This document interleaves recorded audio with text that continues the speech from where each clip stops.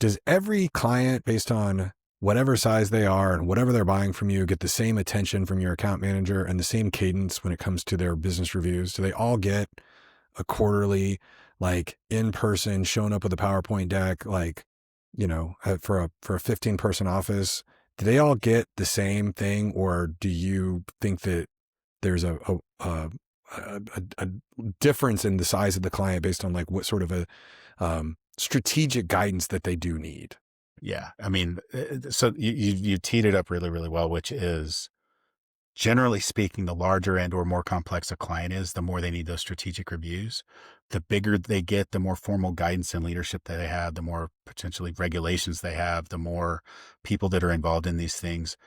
That scales 1-to-1 with the frequency of the SBR, who's on your team's doing the SBR, probably the skill set going into the SBR and executing it. So to answer your question, yeah, it scales. Generally, if people pay you more money, they should get more SBRs. Simple as that, right? So, so that being said, you don't want to discount those SBRs for the smaller clients, the people that aren't paying you as much. It's equally as important. It just may not be as frequent.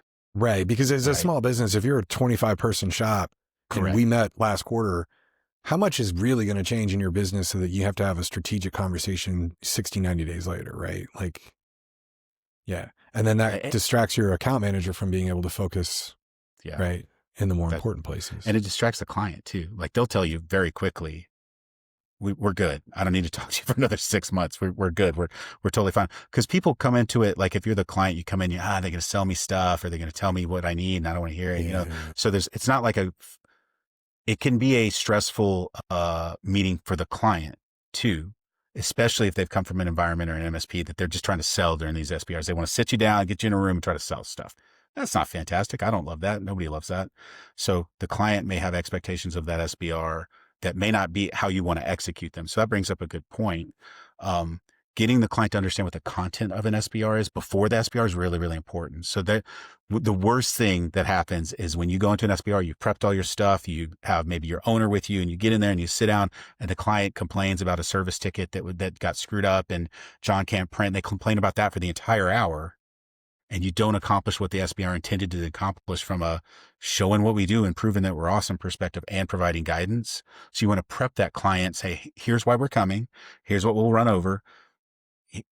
Here's who's coming with me, and, laying this as a foundation so they don't come in. So you can very quickly say, oh, hey, yeah, let's have a breakout on this ticket issue. I know that's important. I can schedule that immediately when we're done, but I've got my owner here.